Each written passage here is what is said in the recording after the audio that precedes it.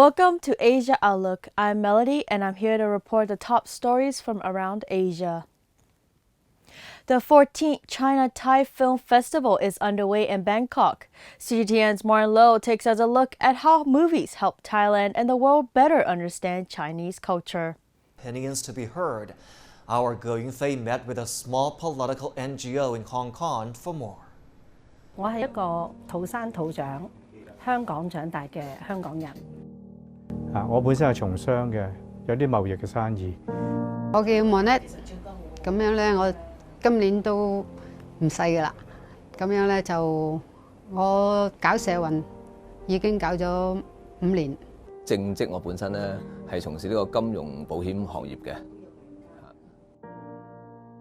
星星 Wannabe 第3集 Take One。大家好，歡迎嚟到星星 Wannabe 第3集。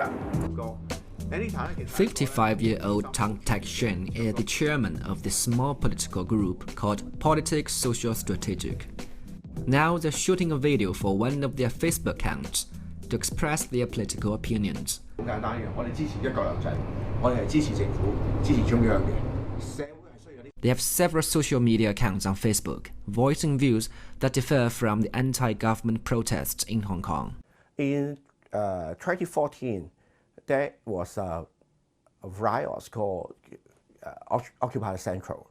That's the first time we really think that we have to walk out to the street and to organize our rally against the other side. 世界睇到，今日我哋香港人展示最民主嘅力量，要求香港電台交出個頻道，我唔要再講歪理，唔要再偏頗。 On August 24th, Tang organized a demonstration in front of the headquarters of RTHK, or Radio Television Hong Kong, accusing the organization of biased reports on the Hong Kong police. Car sales in India have slowed sharply this year amid challenging economic conditions in the country. Thousands of jobs are being lost as dealerships close down and car makers slow production. Our correspondent Rebecca Bundman reports from Mumbai. A car dealer in Mumbai is worried he will soon go out of business. 2 years ago, he was selling about 25 used cars each month. Now he says his sales have halved. We can't survive in this scenario, so this is very tough to survive if the things is going same direction. Mr. Temka is not alone. The car industry in India is seeing its worst slump in 2 decades. New car sales fell 36% to just under 123,000 vehicles in July compared to the same month a year ago, according to the Society of Indian Automobile Manufacturers. This was the 9th consecutive month that sales declined. Economists point to the country's economic slowdown, combined with non-banking lenders giving out fewer car loans. One report from Reuters estimates 350,000 jobs have been lost as dealerships close down and factories shut temporarily. So it's a pretty grim situation in terms of the job losses pertaining to the auto sector. Unless immediate steps are taken, we could have a tough time coming ahead in the next 3 to 6 months. Auto sector is a pretty big in terms of the manufacturing GDP. It contributes to around 49% of manufacturing GDP and overall around 7.5% of the GDP. So it's quite a big employee generator.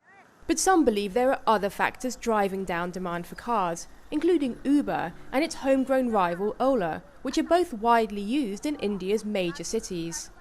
So I don't need to buy a car. Like say for example, I do not travel much on like roads. I take local trains and I take rickshaws, Ubers and Ola. Mumbai is already a very crowded place, right? So buying a new car makes it more difficult because there's a parking problem. To spur demand, the industry is asking the government to reduce the tax rate on cars from 28% to 18%. Indian Prime Minister Narendra Modi, in a recent interview with the Economic Times newspaper, described the slowdown in the car sector as transient and said he believed demand and the industry will bounce back strongly and soon.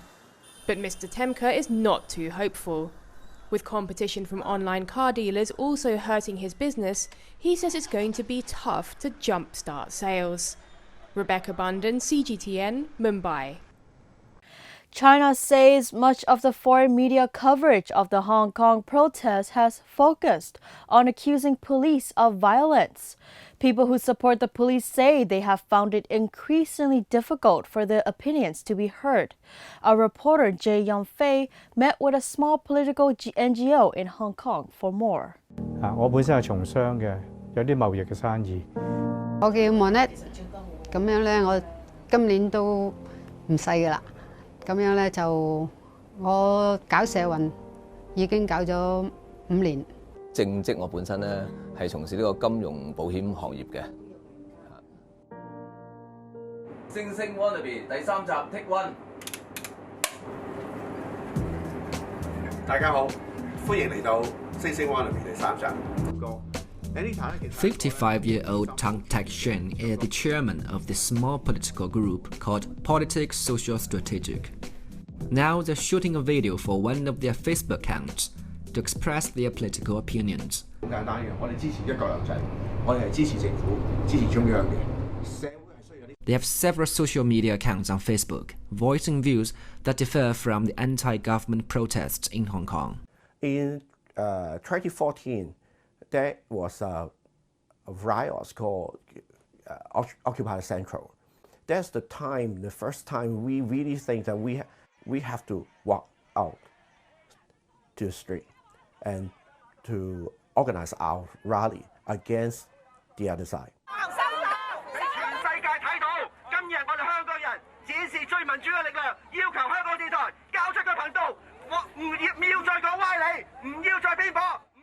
On August 24th, Tang organized a demonstration in front of the headquarters of RTHK, or Radio Television Hong Kong, accusing the organization of biased reports on Hong Kong police.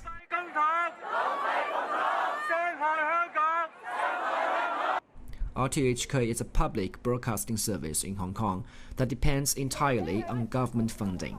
Because they don't cover the whole story. Everything is so fake. Same for the Western media. It's just like completely false. Yeah. They don't show the other side. They only show their side.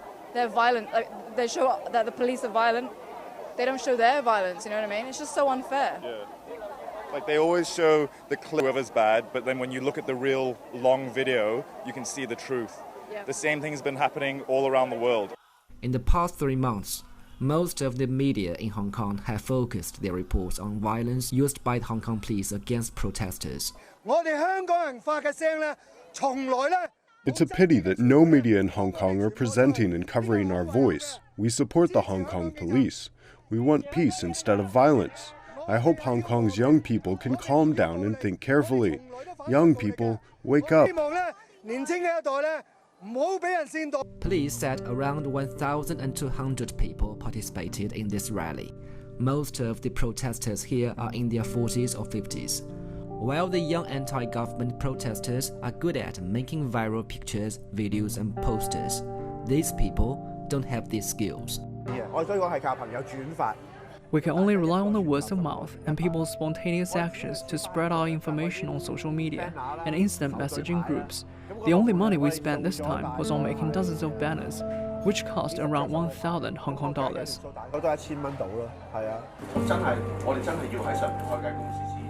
The lack of funding has always been a problem. They borrowed this small and messy office from a friend for free. But they have to move out before September. It will be their 4th time to look for a new workplace this year. Some people say we get paid for doing this. If that were true, we wouldn't be having problems like finding an office. We wouldn't be eating at a restaurant like this. We really don't have much money, but the most important thing is we speak out for truth and justice.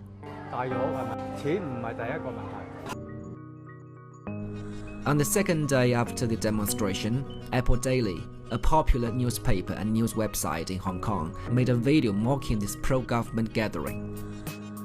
Tang says the media and the people should show respect for each other. He knows he is facing an uphill battle, but he and his colleagues won't give up. Tokyo's candidacy proposal for the 2020 Summer Olympics allegedly lied about its weather, featuring descriptions of its July and August weather in terms many Japanese and visitors wouldn't agree with.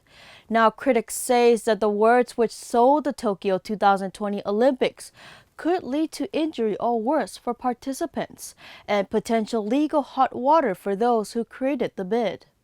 The Japanese government has told some colossal lies in their times, but the biggest lie they ever said was in the prospectus they sent to the International Olympic Committee, where they said August is a lovely time to hold the Olympics in Tokyo because it's mild. And that is completely false. Did Tokyo officials lie about the weather to get the 2020 Summer Olympic Games? It's a powerful accusation, but one that seems to be backed up by language in the original candidacy proposal, which calls Tokyo's summers mild and ideal. And some say it's that language that could ultimately endanger Olympic athletes, spectators, and staff, and possibly result in criminal penalties for those who made the bid. I think there's going to be so many people injured or falling ill at the Olympic stadiums themselves. I wouldn't be surprised if someone files criminal charges of criminal negligence resulting in injury or death, because that's how bad it is.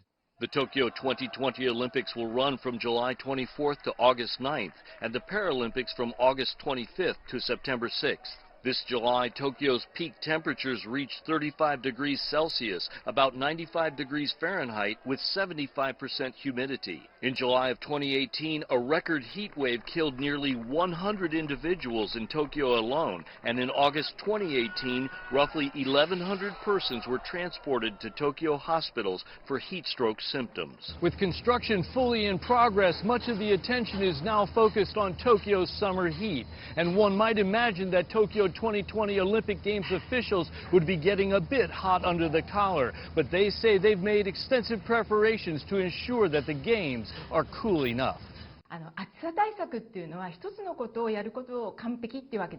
There is no single perfect heat countermeasure. It's important to build an array of measures considering all aspects. Our points of focus will address facilities, water supply, information distribution, and rescue operations. Many of Tokyo 2020's heat countermeasures have already undergone test runs for practice with real crowds. As Tokyo's new Olympic Stadium nears completion, its cooling greenery accents the stadium's free-flow air design. But with a multitude of Olympic venues, concerns were stoked when one venue construction worker died of an apparent heat stroke in early August. Tokyo 2020 officials say that regarding heat at the Games, to be forewarned is to be forearmed. Our official website will provide weather reports, information about heat stroke prevention, hospital and medical information, and more. We will give push notifications on our official mobile application. But security checkpoints will make matters more difficult, increasing waiting time in the heat, and, yet to be decided, possibly preventing spectators from bringing their own drinks into Olympic venues. Among Tokyo 2020's multiple heat countermeasures, marathon start times have been moved at least an hour earlier to take advantage of low morning temperatures. Special cooling road coatings will be employed, and, in a simple nod to nature's cooling power, Tokyo city government will allow tree growth along the marathon route. Steve Ross, CGTN, Tokyo. More than 1,000 guests attended the first International Forum on Faxian Culture and Maritime Silk Road. Let's take a look.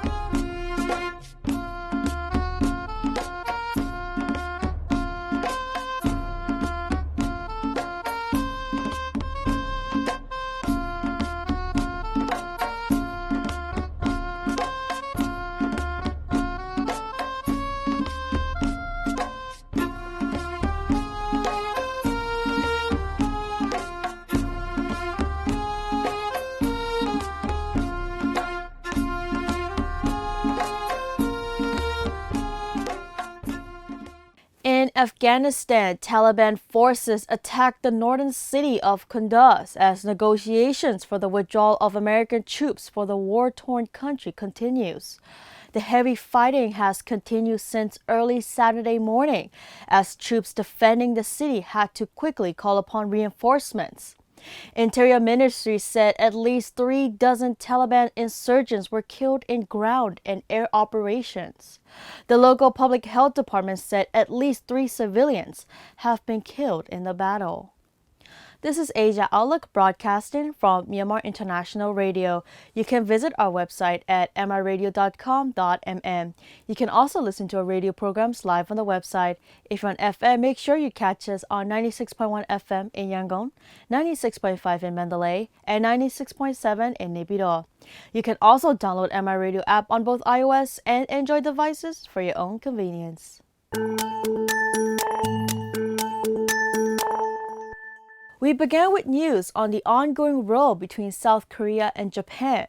South Korea said it'll terminate its military intelligence sharing pact with Japan. Seoul's decision last week not to extend the General Secretary of Military Information agreement has sparked concern from both Tokyo and Washington. It comes amid an intensifying trade dispute between the Asian neighbors.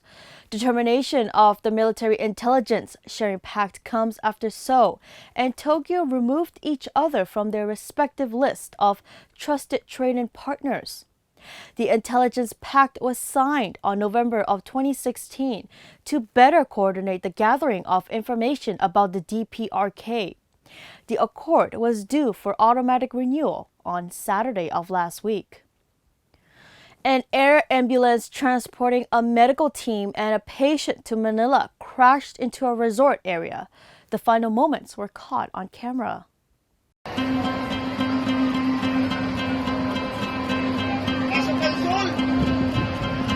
Shit, ayan, ay.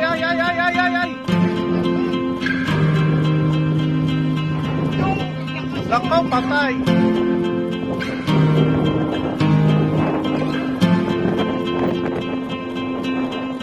Shit, ayan, ay.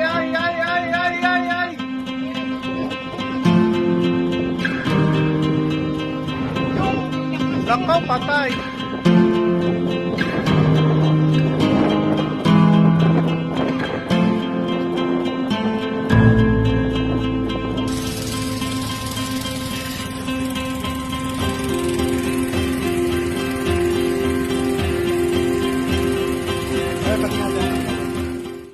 It's time to reimagine the night as Singapore's Bra Bajat Bugis district gets illuminated with ethereal lights and spectacular projections for the 12th Singapore Night Festival. It features an eclectic mix of aerial displays, light installations, stage performances, live music, and artworks by local and international artists.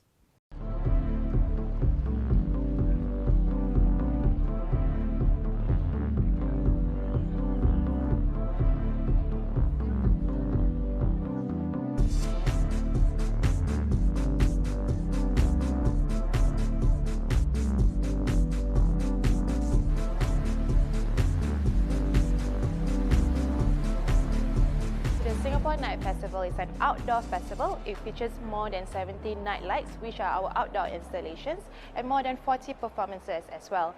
Look, there are people. There's a projection mapping called Keep Dreaming, which is featured on the National Museum facade. So it takes you on a journey through the eyes of the children who visit the museum. Let's start where it all began.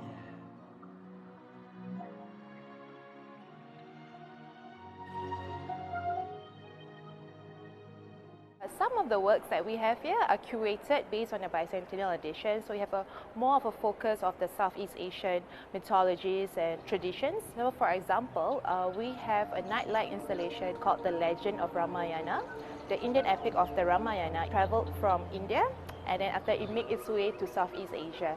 So different parts of Southeast Asia have their own version of the Indian epic poem. So it also shows the individual cultures and tradition and all connected within the region itself.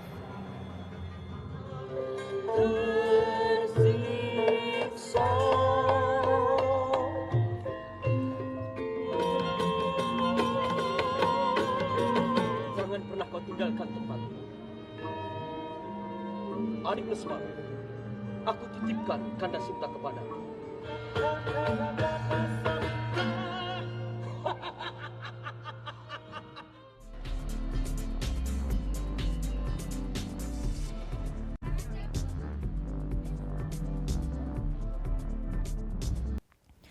The terrifying imagery of the world's largest and most diverse tropical forest, the Amazon, consumed by devastating fires spewing thick plumes of smoke, has sent shockwaves across the planet.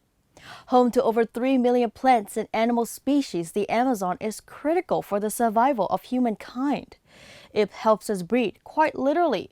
Dubbed as the lungs of Earth, it absorbs around 90 to 140 billion tons of carbon dioxide every year, which, according to the World Wildlife Fund, keeps the rising global temperatures in check.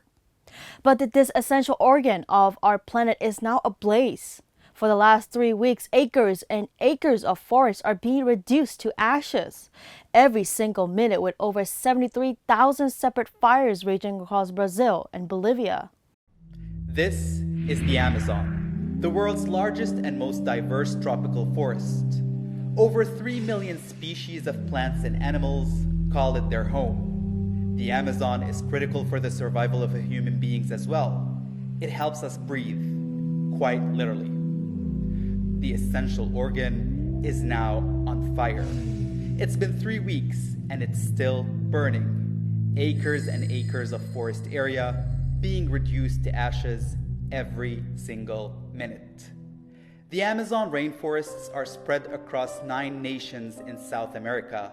The global focus is on Brazil, as it has over 60% of the total forest area, followed by Peru and Colombia. According to Brazil's National Institute for Space Research, over 80,000 fires have been reported this year so far, an increase of an alarming 77% from the same period last year. The first victim of the blaze was the Manoki tribe in Brazil, which has a population of about 500 across 8 villages in the Amazon. De muita preocupação para nós, porque tudo isso aqui era nosso, isso aqui é do povo, né, indígena Manoki desse local, né? Então, desde que me conheço, desde que me vi, eu vi meus pais, meus avós reivindicando esse local, e hoje está aqui eu, né, já com 38 anos, né, sem nenhuma resposta dos responsáveis. The fires have also impacted populated areas, blocking sunlight and blanketing the region's smoke. Esse ano está mais crítica a questão das queimadas, mas não assim, todo ano a gente tem esse problema, né? Esse ano está mais focado, mais concentrado aqui as queimadas. But why is the Amazon forest on fire? Though fires are not uncommon in the current season in Brazil, it's the unprecedented magnitude that has caught the world's attention. This is a clear sign that we need to stop destroying nature, and our war against nature must end. A global outrage has forced the Brazilian government to act. It has mobilized over 40,000 military personnel and granted about $9.2 million to fight the forest fires. French President Emmanuel Macron termed it an international crisis, and the G7 recently pledged $20 million to help douse the flames. But a war of words between the Brazilian president and his French counterpart has complicated the aid efforts. Em verdade, do Macron ganhou força porque ele é de esquerda e eu sou de centro-direita também. Então deixo bem claro isso aí para você. Experts also argue that an international aid of $20 million doesn't reflect the seriousness the issue deserves. To put the amount in perspective, global streaming website Netflix paid $100 million to buy rights for popular TV series Friends. A defesa da Amazônia é uma defesa do ser humano, né? O ser humano depende da Amazônia, como a gente faz parte da natureza, a gente é a natureza. Então é uma coisa intrínseca, é impossível não defender. Várias soluções, demarcação das terras, por exemplo, seria uma coisa que ajudaria muito. Reduzir o consumo de carne, pelo menos 2 dias na semana, já ajudaria muito também. Não precisa parar de comer mais 2 dias, já ajudaria muito. Melting glaciers, burning forests, rising seawater, and a warmer Earth.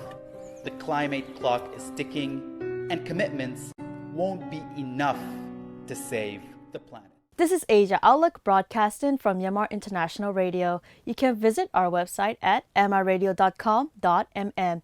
You can also listen to our radio programs live on the website.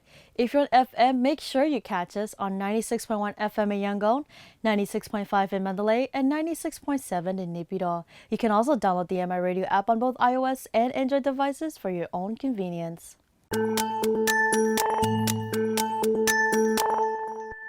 A growing number of Hong Kong residents are taking action and expressing opposition to violence. One young woman organized a flash mob campaign to clean up the mess left by protesters in the streets. They also removed slogans painted on the walls of buildings. The aim is to call for action and to restore peace and order to the city. Let's take a look.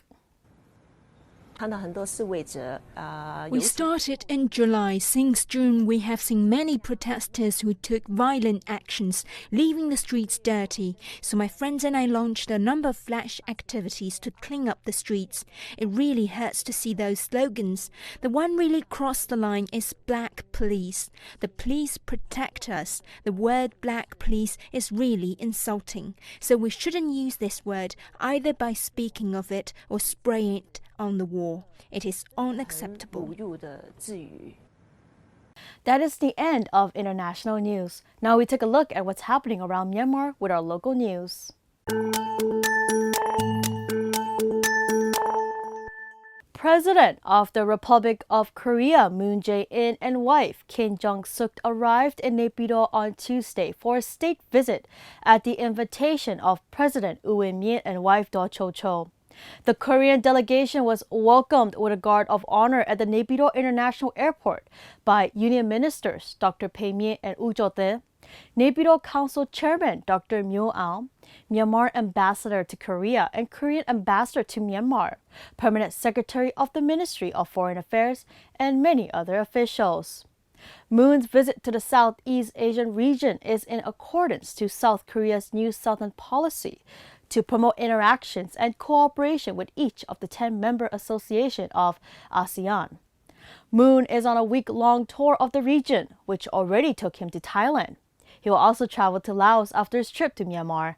Moon's state visit to Myanmar is the first by a South Korean president in 7 years. Union Minister for Construction Woo Han-seo has been selected for Foreign Minister's commendations for 2019 by the government of Japan. The Foreign Minister's commendations are awarded to individuals and groups with outstanding achievements in international fields in order to acknowledge their contributions to the promotion of friendship between Japan and other countries and areas.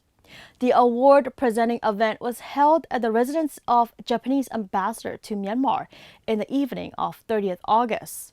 Union Minister Woo Han-seo started his relations with Japan in 1975 through the Group Training in Bridge Engineering by JICA in 1975. Since then, the Union Minister has in touch with Japan in construction matters. This is the 4th award he received from Japan: Tanaka Award in 1991, International Lifetime Contribution Award in 2009, President Commendation in 2018, and Foreign Minister's Commendations in 2019. That is the end of our local news.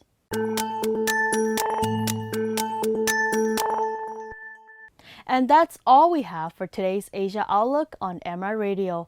Thank you for being with us. I'm Melody. We'll be back again next week. Until next time.